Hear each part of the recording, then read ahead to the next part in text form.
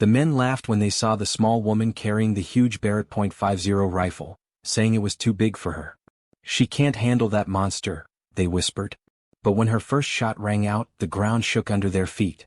The target 2,000 yards away exploded in a perfect hit, and suddenly no one was laughing anymore.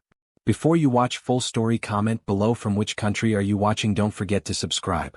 Staff Sergeant Maya Torres, 29, stepped off the military transport truck at Fort Benning's Advanced Sniper School, carrying a massive black case that required both hands to lift. The Georgia sun beat down on the training facility as she walked toward the check-in building, her small frame making the heavy case look even bigger. The case contained a Barrett M82A 1.50 caliber rifle, a weapon that weighed 32 pounds when loaded and could put a bullet through an engine block at over a mile away. Maya carried it like it was part of her body, moving with the easy confidence of someone who had done this many times before. At the registration desk, Sergeant First Class Rick Mason, 38, looked up from his paperwork and did a double take when he saw Maya approaching with the oversized case. "Ma'am, I think there might be some mistake. Are you here for the cooking class?" "That's in Building C." Maya set down her case and handed him her orders. Staff Sergeant Maya Torres reporting for Advanced Sniper Course, Class 24-07. Mason read the papers twice, his eyebrows raising higher each time. "Says here you're qualified on, let me see. M24, M110 and Barrett M82. He looked at her again, clearly not believing what he was reading. "That's correct, Sergeant." Word spread quickly through the barracks that a woman had shown up carrying a Barrett .50. By dinner time, every sniper student and instructor on the base had heard about it. In the mess hall, Sergeant Mike Davidson, 35, a Marine sniper with 3 combat tours, couldn't stop staring at Maya as she sat alone eating her meal. "I'm telling you guys, there's no way," he said to his table of fellow students. "That Barrett kicks like a mule. I've seen 200-pound Rangers get knocked on their ass by that thing. She's maybe 120 pounds soaking wet." Corporal James Bulldog Bradley, 27, an Army sniper known for his big mouth, laughed loudly. "Maybe she thinks it's like in the movies. Point and shoot, right? Wait until she feels 15,000 foot-pounds of energy slamming into her shoulder." The table erupted in laughter, loud enough for Maya to hear from across the room. She continued eating without looking up, used to this kind of reaction. Staff Sergeant Carlos Rivera, 31, a quiet professional who held the base record for longest confirmed kill, shook his head. "I don't get it. Why would someone pick a weapon they can't handle? The .50 is for taking out vehicles and equipment, not for showing off." The next morning at equipment check, the skepticism reached new levels. Master Sergeant Frank Collins, 45, the chief instructor with 20 years of sniper experience, examined Maya's rifle case with obvious concern. "Torres, are you sure about this weapon choice? The Barrett is 32 pounds empty, 35 loaded. That's heavier than most of the packs you'll carry in the field. Have you actually fired one before?" "Yes, Master Sergeant. Many times." Collins opened the case and whistled low. The Barrett M82A1 lay nestled in custom foam, its massive 29-inch barrel and distinctive muzzle brake looking like something from a science fiction movie. This thing fires a .50 BMG round that travels at 2,800 feet per second. The muzzle blast alone can knock you down if you're not ready for it. The recoil is equivalent to getting punched by a heavyweight boxer. Around them, other students gathered to look at the massive weapon. The whispers and comments came from all directions. "Is she trying to prove something? That thing's bigger than she is. Someone's going to get hurt when she tries to fire that monster." During the classroom phase, Captain Jennifer Wong, 33, the ballistics instructor, presented the challenges of long-range shooting. When she got to the .50 caliber section, all eyes turned to Maya. "The .50 BMG is not just a bigger bullet," Captain Wong explained. "It requires completely different calculations. Wind affects it differently because of the longer flight time. Temperature changes can move your point of impact by several feet at extreme ranges." She pulled up a slide showing ballistics data. At 2,000 yards, a .50 caliber bullet drops 400 inches, that's over 33 feet. You need to understand advanced mathematics, atmospheric conditions, and weapon systems at a level most snipers never reach. Sergeant Davidson raised his hand. "Ma'am, what's the farthest confirmed .50 caliber kill shot in military history?" "The record is 2,475 meters, about 2,700 yards, by a Canadian sniper in Afghanistan. That required perfect conditions and exceptional skill." All heads turned to Maya, who was taking careful notes. The implied question hung in the air. Did she really think she could handle shots at that level? The morning of the first live fire exercise, the entire class gathered at Range 14, the long-distance facility that stretched out to 2,000 yards. Maya arrived early, methodically setting up her Barrett while the other students watched from a distance. The rifle was an impressive piece of engineering. The Barrett M82A1 was designed as an anti-material weapon, built to destroy enemy equipment and vehicles. Its massive receiver and recoil-operated system could handle the enormous pressures generated by the .50 BMG cartridge.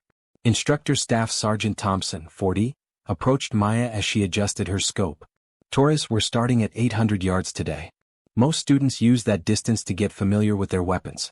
You sure you don't want to start with something smaller? I'm comfortable with the Barrett, Staff Sergeant. Thompson shook his head and walked away, muttering under his breath about stubborn rookies who think they know better. Maya's shooting position was at the end of the firing line, giving the other students a clear view of her and the massive Barrett. As she lay prone behind the rifle, the weapon's size became even more apparent. The buttstock was longer than her torso, and the barrel extended far beyond her reach. Look at that, whispered Specialist Tommy Garcia, 24. She can barely get her arms around it. The Barrett's bipod legs were fully extended, but Maya still had to adjust her position to get proper alignment. The rifle weighed more than some of the students' entire kit, yet she handled it with smooth, practiced movements. Sergeant Rivera, watching from the observation tower, turned to Master Sergeant Collins. I've got to admit she knows how to set up. Everything's by the book: body position, stock weld, trigger finger placement. But knowing the theory and handling the recoil are two different things. Collins nodded. The first shot will tell us everything we need to know. The range fell silent as Maya prepared for her first shot. Through her scope, she could see the target 800 yards downrange, a steel plate that looked impossibly small at that distance. The other students had stopped their own preparations to watch. Some had pulled out phones to record what they expected would be an embarrassing failure. The betting. Among them was whether she would miss the target entirely or if the recoil would knock her unconscious. Maya's breathing slowed as she went through her pre-shot routine. She checked wind flags along the range, noted the temperature and humidity readings, and calculated the bullet's trajectory in her head. The math came naturally after years of practice. The .50 BMG cartridge in her chamber contained 650 grains of bullet propelled by 240 grains of powder. When fired, it would generate over 13,000 foot-pounds of muzzle energy, enough to penetrate 3 inches of steel plate. Maya's finger took up the trigger slack slowly, applying steady pressure straight back. The Barrett's trigger was crisp and clean, braking at exactly 4 pounds. The explosion was deafening. The massive muzzle brake redirected the blast sideways, creating a shock wave that hit the observers like a physical force. The sound wasn't just heard, it was felt in their chests, their bones, their teeth.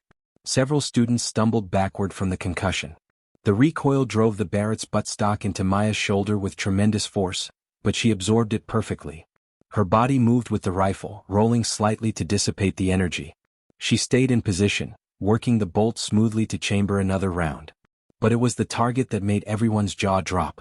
800 yards downrange, the steel plate rang like a bell. Even through binoculars they could see the perfect center hit, a hole punched clean through the metal exactly where Maya had aimed. For a full 10 seconds nobody spoke. The sound of the shot still echoed off the hills, but the range had gone completely quiet.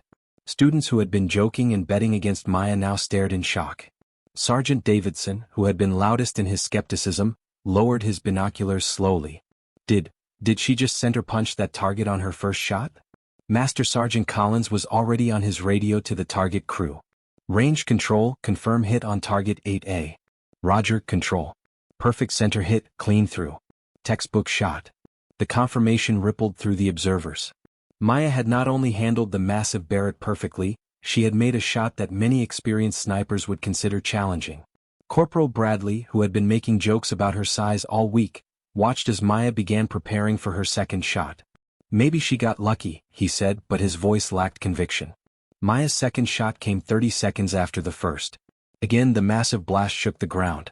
Again the target rang with a perfect hit, this one slightly left of center but still well within the acceptable scoring zone. Her third shot was even better, dead center, creating a cluster with her first shot that could be covered by a silver dollar. By now the entire range had stopped their own shooting to watch. Word was spreading throughout the base that something special was happening at range 14. Staff Sergeant Rivera climbed down from the observation tower and approached Maya's position. As a fellow sniper, he recognized what he was seeing, not luck, but skill developed over years of practice. "Torres," he said quietly, "where did you learn to shoot like that?" Maya finished her shooting string and saved her weapon before answering. "1st Ranger Battalion, Staff Sergeant. 3 deployments in Afghanistan." As Maya packed up her equipment, Master Sergeant Collins pulled her aside. He had been making some phone calls during the shooting exercise, and what he learned had changed his entire perspective. "Torres, I just got off the phone with your previous unit commander. He says you hold the unofficial record for longest confirmed kill in Ranger history. 2,250 meters with a Barrett M82. Is that true?" Maya nodded simply. October 2022, Helmand Province. Taliban technical vehicle with a mounted heavy machine gun. It was suppressing a convoy evacuation. Collins stared at her. 2,250 meters was nearly 2,500 yards, a shot that required not just exceptional marksmanship, but an understanding of advanced ballistics that few snipers possessed. He also mentioned something about a distinguished marksman badge and 3 bronze stars for valor. "You might have mentioned that during check-in." "You didn't ask, Master Sergeant." By evening chow, the story had spread throughout the base. The small woman with the massive Barrett wasn't some inexperienced soldier trying to prove herself. She was Maya Torres, the ghost of Helmand, whose precision shooting had saved dozens of American lives during her combat deployments. Sergeant Davidson found Maya in the mess hall and approached her table hesitantly. "Sergeant Torres, I owe you an apology. I said some things, made some assumptions that were way out of line." Maya looked up from her meal. "No problem, Davidson. The Barrett does look pretty big next to me." "That's not. I mean, yes, but..." Davidson struggled for words. "What I said wasn't about the rifle. It was about you, and I was wrong. Dead wrong." One by one, other students approached with similar apologies. The jokes and skeptical comments had stopped completely, replaced by respectful curiosity about her background and techniques. The next day, Captain Wong asked Maya to assist with the advanced ballistics class. Standing in front of her former doubters, Maya explained the complexities of long-range shooting with humility and expertise. "The Barrett isn't just about power," she said, gesturing to the rifle on the demonstration table. "At extreme ranges, it's about consistency. The .50 BMG has less wind drift than smaller bullets because of its mass, but it's also in the air longer, so environmental factors have more time to affect it." She pulled up a ballistics calculator on the projector. "For a 2,000-yard shot, I need to account for bullet drop, wind speed and direction at multiple points along the trajectory, air pressure, humidity, temperature, and even the rotation of the Earth." Specialist Garcia raised his hand. "How do you remember all those calculations under pressure?" "Practice. In combat, you don't have time to think through every variable. The math has to be automatic, instinctive. That only comes from thousands of repetitions." On the final day of the course, Master Sergeant Collins set up a special challenge. A target at 2,000 yards, the maximum range of the facility and a distance that tested even experienced snipers. "This is optional," Collins announced. "It's beyond the course requirements. Anyone who wants to attempt it can try, but understand that this is professional-level shooting. We're talking about hitting a target the size of a dinner plate at over a mile away." Several students attempted the shot. Most missed completely. A few came close, hitting the large backstop around the target. None achieved a scoring hit. Maya was the last to shoot. She spent 20 minutes studying wind flags, checking atmospheric data, and making calculations on a range card. The complexity of a 2,000-yard shot required consideration of factors that didn't matter at shorter ranges. As Maya settled behind the Barrett for her attempt at the 2,000-yard target, a crowd gathered. Word had spread beyond the sniper school. Instructors from other courses, base personnel, even some officers had come to watch. Through her high-powered scope, the target was barely visible. At that distance, heat shimmer made it dance like a mirage. The bullet would be in flight for over 3 seconds, time for wind conditions to change multiple times along its path. Maya's calculations covered an entire page of her data book. Bullet drop at 2,000 yards was over 35 feet. She had to aim at a spot in the sky that seemed to have no relationship to where she wanted the bullet to land. The shot, when it came, was perfect in its execution. The Barrett's massive blast created a dust cloud around Maya's position. The muzzle brake redirected gases with such force that observers 20 feet away felt the concussion. The bullet's flight time at 2,000 yards was 3.2 seconds. For that eternity, everyone held their breath, watching through binoculars and spotting scopes for any sign of impact. When it came, the hit was unmistakable. The steel target rang out clearly across the range, the sound taking another second to reach the firing line. Through the high-powered spotting scope, the impact was visible, a clean hit in the 9-ring well within the scoring zone. The crowd erupted. Even experienced snipers cheered and applauded. Master Sergeant Collins shook his head in amazement. In 20 years of running this course, I've seen maybe 5 people make that shot. And none of them made it look that easy. Sergeant Rivera approached Maya as she began cleaning her rifle. That was incredible. How did you know the wind would shift just before impact? Maya smiled. I didn't. I made my best calculation and trusted my training. Sometimes that's all you can do. At the graduation ceremony, Maya received her advanced sniper certification along with a special recognition for achieving the longest successful shot in the course's history. But more important than any certificate was the change in how her fellow snipers viewed her. Sergeant Davidson, who had been her loudest critic, stood as Maya received her award. When I first saw Sergeant Torres with that Barrett, I thought she was trying to prove something. Turns out, she didn't need to prove anything. We just needed to open our eyes. The applause was genuine and sustained. Maya had not only demonstrated exceptional marksmanship, she had done it with grace and professionalism that earned universal respect. Corporal Bradley approached her after the ceremony. Sergeant Torres, I want to apologize again for the things I said. I was way out of line. Apology accepted, Bradley.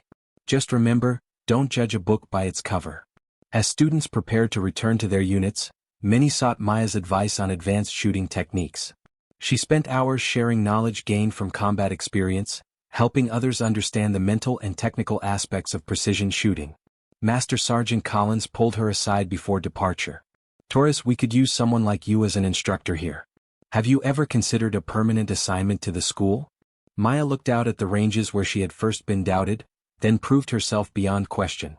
I appreciate the offer, Master Sergeant. Let me think about it. Take your time.